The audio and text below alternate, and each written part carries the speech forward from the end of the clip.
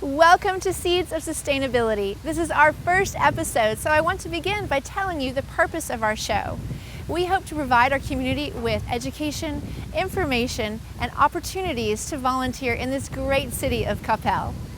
In our upcoming shows, we'll feature various vendors at our farmers market, as well as share information on our upcoming programs. We'll also meet different gardeners at our community garden and get wonderful tips on successful gardening. And we'll also go to the different schools and learn about their efforts on food sustainability in their own community gardens. So let's get started. Let's first meet Karen Gillum. She is the president of the Coppell Sustainable Food Organization board, and she's going to teach us about the history of our community gardens as well as the uses of the produce that come from those gardens. The Coppell Sustainable Food Organization is a nonprofit that is the parent of the Coppell Community Gardens and the Coppell Farmers Market. It was formerly known as the Coppell Community Garden Board, so that's probably the name that most people have heard it in the community. We do a lot of education in the community as well as a way of building community. The Coppell Community Gardens started many years ago as a brainchild of Jim Witt, the city manager. At that time, he worked with Amanda Van Hoosier, who got a group of volunteers together and started the community gardens. They originally were over by the post office and they expanded to the one by Town Hall. It's run by volunteers. Everyone adopts a plot, and the produce that they grow there is grown organically, and then most of it's donated to MetroCrest Food Bank. We also do a lot of education out there. We get a lot of volunteers, we do tours, and we mentor other community gardens or other groups that want to start a community garden in their area. The Coppell Community Garden is run by volunteers, so anybody who's interested is able to sign up for a plot. We do our sign-ups in February. They take novice gardeners. I know I was one way back in the day.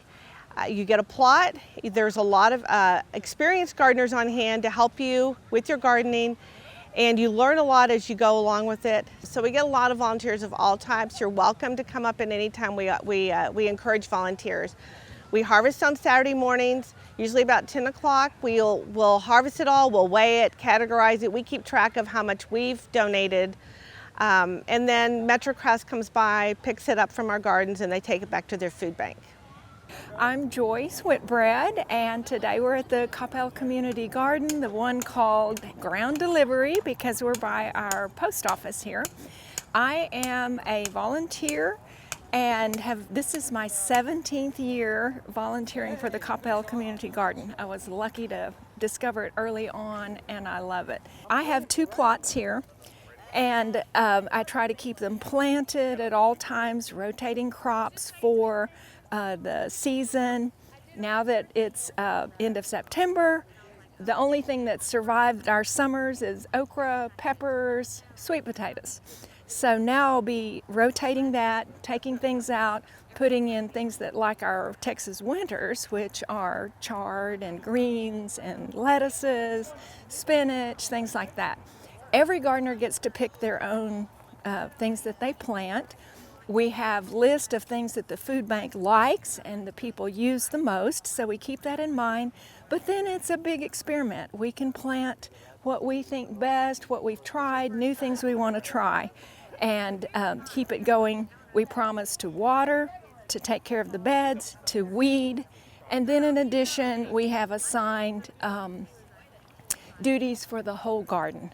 Every gardener signs up not only to keep their own plots, but to take on duties that benefit the whole garden, which would be weeding, cleaning, and making our compost. As I was mentioning, all the spent plants, the green things that come out of the plots, are brought over here, chopped up over where they're standing, into small pieces. We have a leaf corral. We save everything and then build compost piles, turn them. It's a lot of work, and it's also good labor. And at what he's getting out now is the finished product, beautiful compost that'll go into the soil, on top of the soil, enrich it, build the soil composition, which is something that you must do if you're doing organic gardening. This is actually a beginning compost pile, and someone's put things on top, which we don't really prefer, but it shows the makings of the compost pile. We layer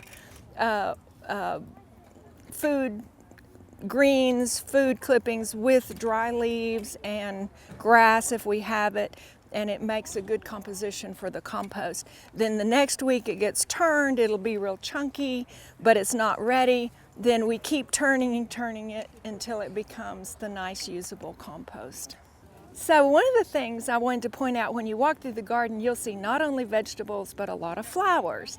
And I love to put some flowers in the garden at all times because that draws butterflies and things that we enjoy, but also the bees, which are very beneficial and actually crucial to raising food crops. Many parts of the country are experiencing decline of bees, very serious. So out here we have the kind of overflowing abundance of mixed vegetables and a few flowers to draw in those beneficial bees that are so important to us, and just enhance our enjoyment of everything in the garden.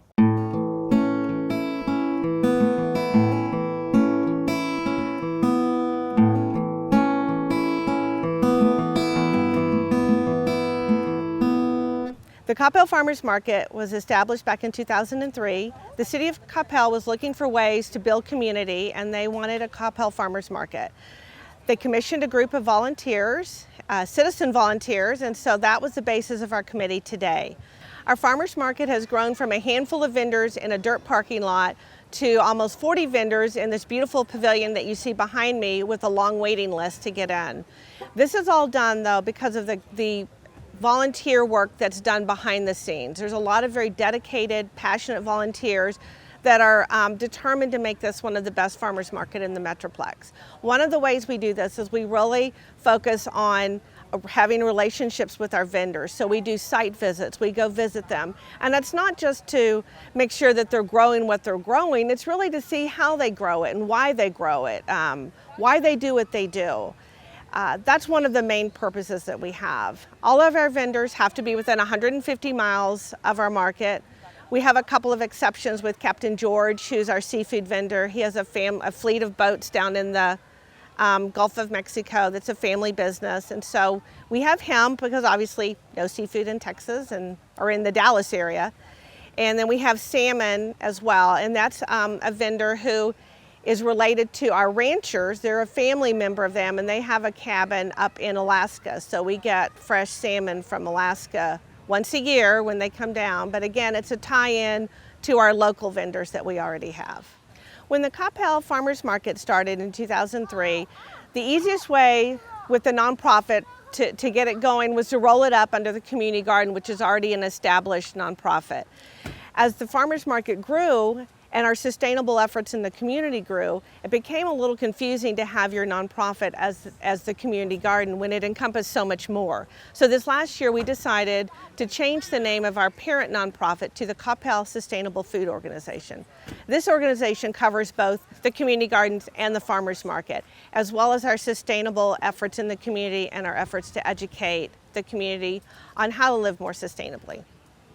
Another thing we do on the board is we work with the school district on different ways to increase sustainability education in the schools. We have a liaison from the schools that sits on the board, and she works with us on different ways, different programs that we can do in the school district to increase sustainability. The big one that we did this last year was gardens in all of the schools, and I know you'll learn a lot more about that as the program goes on. One of the main reasons that we're doing this show is to give people the opportunity to get to know some of our vendors a little better, to see their farms or their areas where they produce the things that they sell at the market, and get a little better idea of who they are, why they do what they do, and how they do what they do. I think it'll be a fascinating journey. Thank you, Karen, for educating us on the CFSO. Now, in each show, we will be featuring various schools and their gardens. And Pinkerton Elementary has been maintaining a community garden since 2008. It feeds its families and its students throughout each year. So let's meet Rhonda Pickrell as she teaches us and educates us about their program.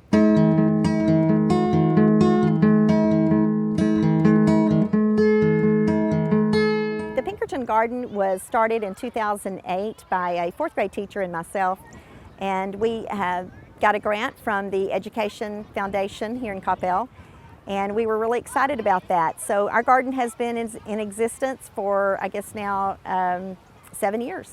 The Pinkerton Garden is used from kindergarten through 5th grade, and it is used for earth science and all types of science. It has grown. We have added compost bins and compost areas, and also the Outdoor Learning Center. The Outdoor Learning Center is also used for class time, and we teach science lessons in the garden. During the summer, the Adopt-A-Bed program at Pinkerton involves parents and their families. Families can adopt a bed and work the beds through the summer, keeping a good cover crop for the Pinkerton garden so that it's able to be planted in the fall. What we produce in the garden can be used by the families or donated. We also have maintenance staff that also might be able to use the produce from the garden in the summertime, and so they are allowed to use that so that it doesn't go to waste. In the spring here at Pinkerton, we have a 1st grade market. All of the beds are planted in onions, potatoes, turnips, tomatoes, things that can be sold in the market for 1st grade. The beds are planted by all of our other grade levels to help 1st grade market, and the proceeds are sold in a market to the parents as well as students here at Pinkerton. The proceeds from the market actually are used to go to a cause that the 1st graders and their teachers vote on. And so that's a way that we have and show action here at Pinkerton. Everyone wants to know what they can grow in this incredible Texas heat. And so for each show, we will feature various plants that do well in our area. And now let's go to Peter Lecca for the Plant of the Month.